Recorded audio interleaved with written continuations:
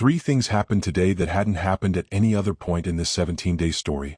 A combined six-figure reward landed on the table, offered by two men with no formal role in this investigation whatsoever. A civil rights leader stood in front of a national audience and drew a direct line between this case and some of the darkest chapters this country has ever had to answer for. And for the first time, someone who was actually in the air over Horn Island the morning Nolan's body was found is speaking publicly, with details about that search that have not been part of this story until now. We're going to get to all three. But first we need to go inside that church. Before we do, if you've been following this case since July 4th, you already know how fast it moves and how much gets buried under the next headline.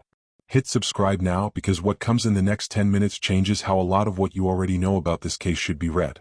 Nolan Wells' casket arrived at Center Point Church in Ocean Springs just before 9 this morning. By 9:20, the line outside had already grown long enough that strangers were holding onto each other while they waited. And here's the detail worth sitting with before anything else.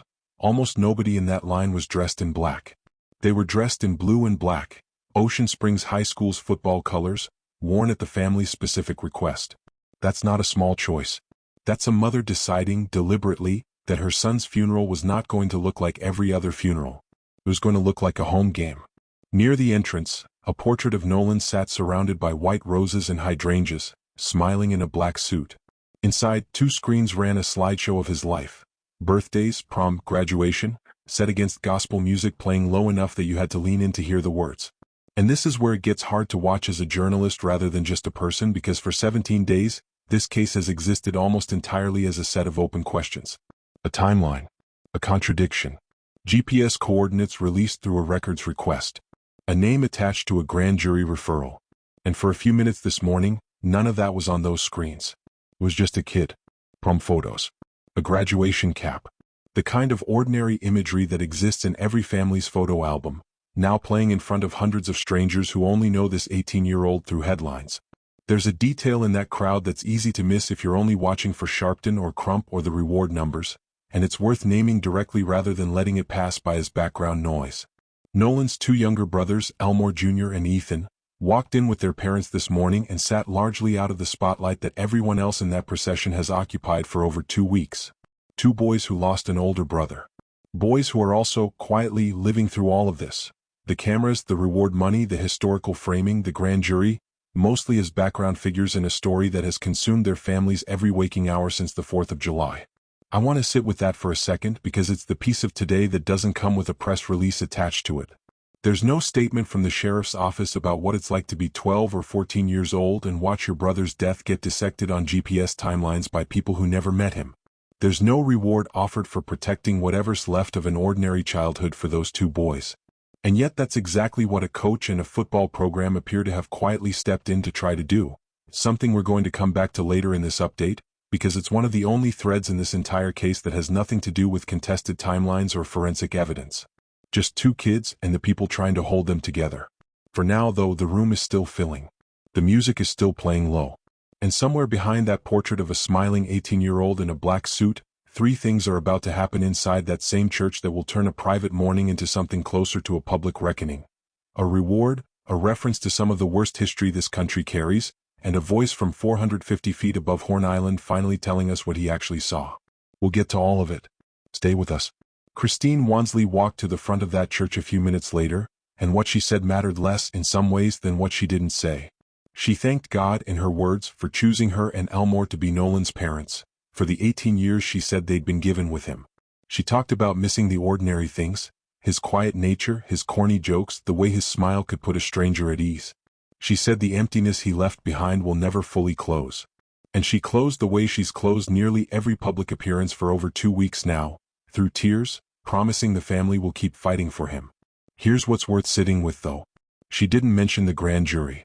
She didn't mention either autopsy, still sitting unfinished on 2 separate desks in 2 separate jurisdictions. She didn't mention the phone review, still without a date. For a few minutes, standing in front of her son's casket, Christine Wansley spoke only as his mother, not as the public face of an investigation that has demanded accountability from a district attorney's office for over 2 weeks straight. That's not nothing.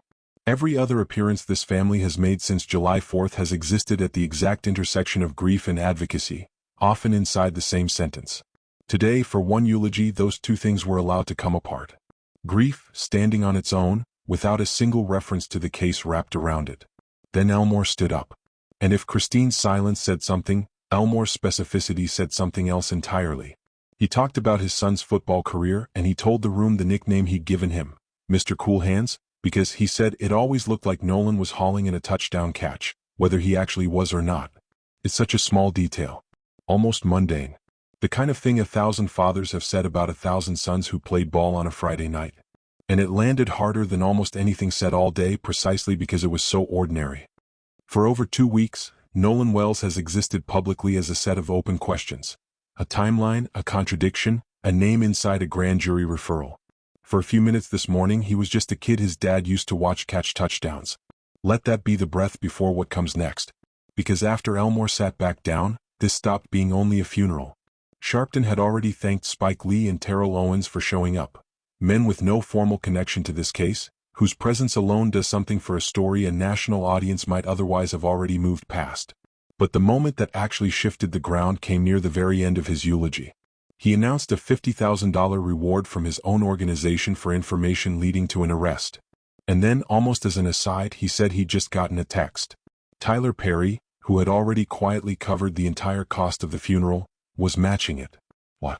While watching from wherever he was, in real time, in front of a church that hadn't expected a second number to land on top of the first one. $100,000 total, offered publicly during a funeral by two men with no formal role in this investigation at all. I want to be honest about what that reward actually does, because it's easy to treat a number like that as progress the moment it's announced, and the truth underneath it is more complicated. A reward this size, attached to a case this visible, is going to generate a wave of tips. It's also, almost as certainly, going to generate a wave of noise right alongside them. This case has already lived through 2 moments where something went viral and turned out to be unrelated to Nolan entirely, a pool party photo that was actually taken a week before he ever set foot on that island, and a video where a voice online got misattributed to him, when it belonged to one of his friends instead. That's not a reason to dismiss the reward. It's a legitimate tool, one investigators lean on all the time when they believe someone in a community is holding back out of fear or loyalty. But it's worth understanding, plainly, that a reward isn't evidence. It's an incentive. And rewards like this one typically don't go straight to investigators, they get filtered first through whatever organization is administering them, screened, and only then forwarded to the people with actual subpoena power. That's an entire extra layer sitting between a phone call coming in tonight and it meaning anything at all 3 weeks from now. So here's where that leaves us, sitting in a church that started the morning in football colors and a slideshow of a childhood, and ended it with $100,000 and a promise from a civil rights leader that this isn't over. Somebody out there knows something. That's the bet this reward is making. Whether it pays off depends entirely on what actually comes in over the next few days, and how carefully it gets checked before any of it reaches you. But a funeral, even one this large, isn't where a case like this actually gets decided. That happens in smaller rooms with reporters asking sharper questions, and this afternoon's press conference is where the procedural weight of this story actually lives. Start with the autopsy, because it's the piece this family has waited longest for and still doesn't have. The independent exam is being handled by Dr. Roger Mitchell, and here's the detail that should stop you. By the family's own account, his team didn't receive Nolan's body until almost 6 days after the state's own autopsy had already been completed. 6 days. In July heat, off a barrier island, after time in open water. That's not a small delay, that's the difference between an exam that catches everything and one working against limitations that never should have existed in the first place. When a reporter pressed for the exact date the state's autopsy was actually performed, the answer wasn't a clean one. There was mention of weather delaying the flight to Washington, mention that the body arrived sometime Friday night or Saturday morning, but even the family's own representatives couldn't confirm the precise date the procedure itself took place. Think about that. 2.5 weeks in, and the people fighting hardest for answers still can't tell you with certainty the one date that starts the clock on everything else. Then there's the phones. Back at that July 15th meeting with the district attorney, both sides agreed to a mutual examination, not just Nolan's phone, but the phones belonging to the friends who were with him that day too. And the reasoning given for that, in plain terms, was equal justice. If investigators are going to look through Nolan's messages, his location data, his last hours, then the people who were the last to see him alive should face that same scrutiny. That's not an unreasonable ask. It's the kind of thing you'd want if the roles were reversed. But here's what hasn't happened yet as of today. No date has been set. Not for Nolan's phone. Not for his friends. The agreement exists on paper. The actual mutual inspection does not exist anywhere except as something both sides say they intend to do, eventually, once the technical arrangements with phone carriers and forensic experts are finalized. An agreement without a date is a promise, not a process. And promises are the one thing this case has had no shortage of since July 4th. Outside the legal machinery entirely, there's a rally scheduled for July 26th, organized not by Crump's legal team, not by the family directly, but by community activists who've been demanding transparency in their own right since early in this case. It's worth being precise about what that distinction actually means. This isn't the family's legal strategy expanding. This is a separate current of public pressure running parallel to the investigation, made up of people with no formal role in this case who've decided that showing up in person on a specific date, with a specific demand, is worth doing regardless of what the family's attorneys are doing in parallel. Two different engines pointed at the same outcome. Don't let this go quiet. And then, almost as an aside, buried in the middle of legal talk and technical delays, came something smaller. Christine mentioned that she and her cousin Keisha have started talking. Informally, tentatively, in her words, wanting things to cool down first, about a foundation in Nolan's name.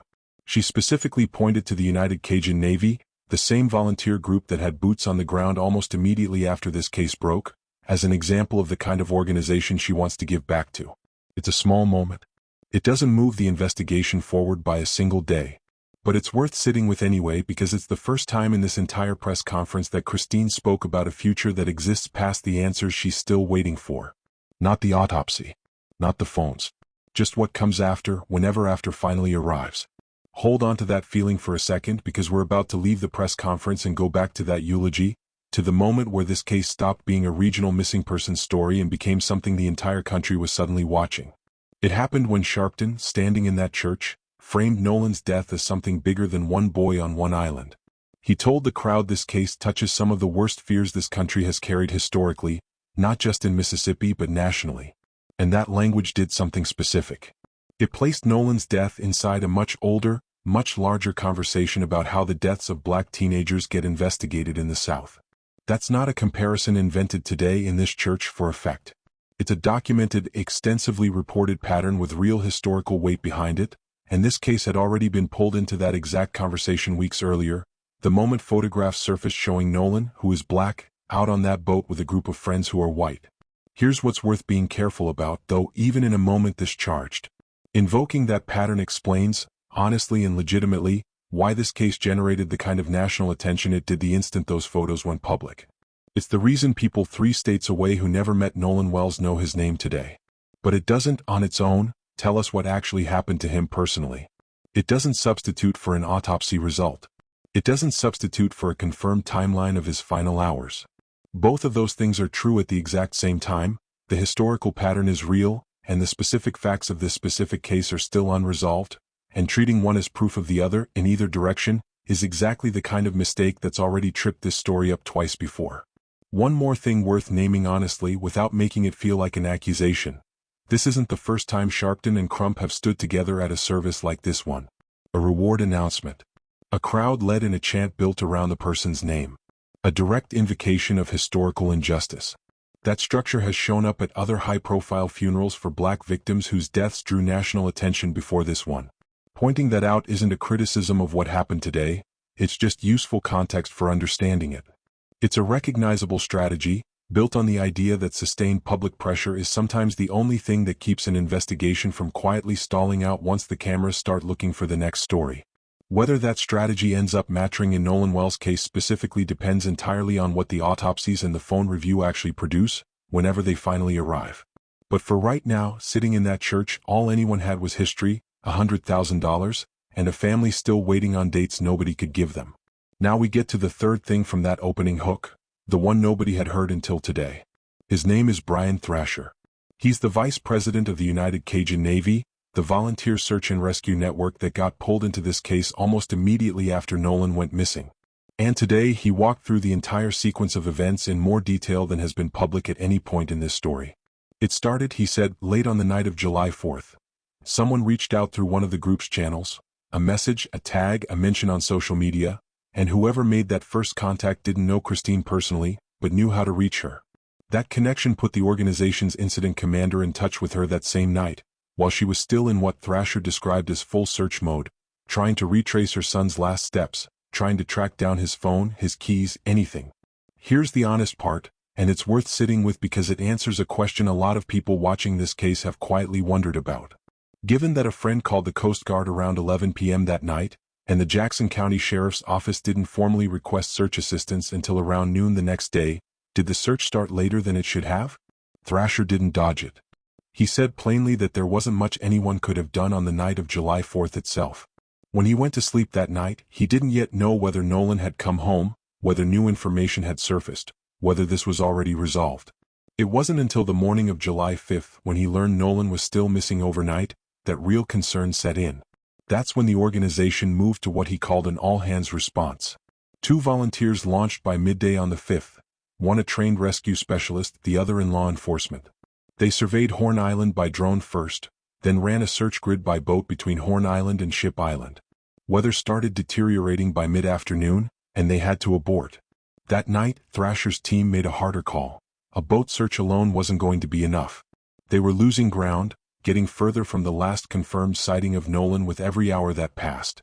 So they arranged for an aircraft, and at 6:30 the next morning, July 6th, they were wheels up out of Gulfport International with Thrasher himself on board. They'd been flying for about 2 hours, tracking a long loop from Horn Island down to Ship Island and further south to Chandelier Island, before turning back north. And that's when they saw it. Boats gathering near a lagoon in the center of the island. More boats approaching the northwest tip. Then, closer, 2 boats already parked in tandem on the beach, on a Monday morning, which struck him immediately as wrong. Nobody parks 2 boats like that to fish. They descended to around 450 feet, could tell from that altitude it was law enforcement, dropped lower still, circled. And that's when he saw it. A body, face down at the shoreline, appearing to have washed up onto the sand. I want to be careful here, the way he was careful today, because this is the part of his account that matters most and also the part most easily misread. He was 450 feet in the air, moving at roughly 90 knots. That is not a vantage point that gives you certainty, it gives you a glimpse. He could see the back of the legs, the back of the arms. He could not see the face. He could not see the front of the body, which was pressed against the sand. The swim trunks, from that height, appeared to match the color that had been circulating in reports. The location matched exactly where they'd been searching. So he had reason to believe, even before anything came through the sheriff's office, that this was Nolan. But he was explicit, more than once, that what he saw from that plane should never be mistaken for a ground-level account. It wasn't. He offered one more detail, carefully, and it's worth including exactly as carefully as he framed it. Bodies recovered from open water typically show signs of bloating the longer they've been submerged. Searchers usually expect that around day 4. This was day 2. Given the water temperature and Nolan's build, an earlier recovery was plausible, and from what Thrasher could see at that distance and that speed, the body didn't appear inconsistent with that shorter timeline. That's it. That's the extent of what he's willing to say, and it's worth respecting that he drew that line himself rather than speculating further. Then there's his theory on how Nolan ended up exactly where he did, which is, in its own way, the most human moment of the entire interview.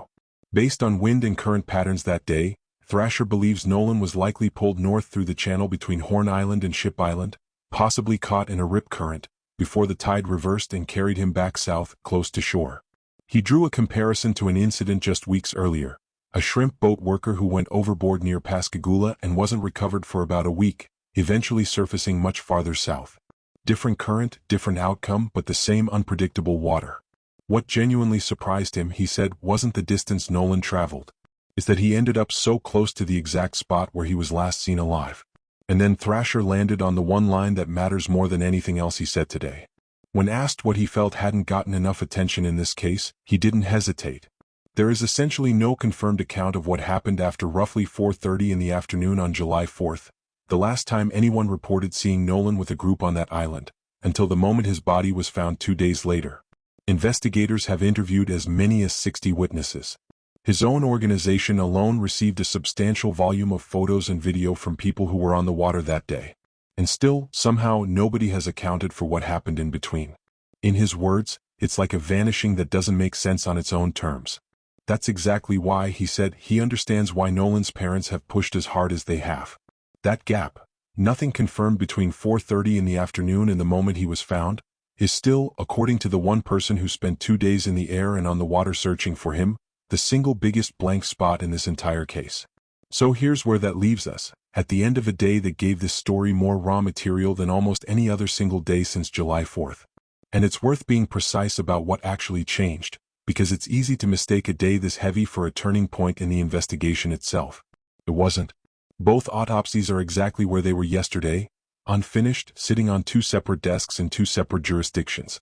The mutual phone review both sides agreed to nearly a week ago still doesn't have a date. The grand jury referral is still a future event, not a present one. Today added enormous emotional weight, real financial pressure, and a piece of the story that had never been public before. It did not add a single new confirmed fact about how Nolan Wells actually died. After the service ended, the family held a repast at the Jackson County Fairgrounds, and unlike the funeral itself, which was live-streamed for the entire country to watch, the repast was closed. Invitation only. That's worth sitting with on its own. This family has spent over 2 weeks choosing visibility deliberately at every turn. A live-streamed funeral, repeated press conferences, national interviews, as a strategy for keeping pressure on an investigation that's moved slower than they can bear. Today, for the first time, they drew a line. The public got the funeral. The people who actually knew Nolan got what came after, away from cameras, away from strangers, away from everyone still debating GPS timestamps on a beach he never should have had to be found on. We'll end where the day's quietest, least contested detail sits. Before the funeral, Ocean Springs head coach Jake Bramlett talked about coaching Nolan, calling him a great young man to be around, and saying the part of his life the program got to witness was outstanding. He mentioned something easy to miss inside everything else that happened today. Some of the current players on that team, ones Nolan mentored when they were younger, have been quietly showing up for his younger brothers, Elmore Jr. and Ethan, in the exact way Nolan once showed up for them. Nearly the entire team turned out for the funeral itself. It's one of the only pieces of this entire case that isn't contested, isn't unverified, and doesn't need a single caveat attached to it. Just teenagers showing up for other teenagers because someone they looked up to taught them how. Both autopsies are still coming. The phone review still hasn't happened. The grand jury is still ahead. We'll keep following this case and we'll bring you those results the moment they're actually confirmed, not a moment before. Subscribe so you don't miss it.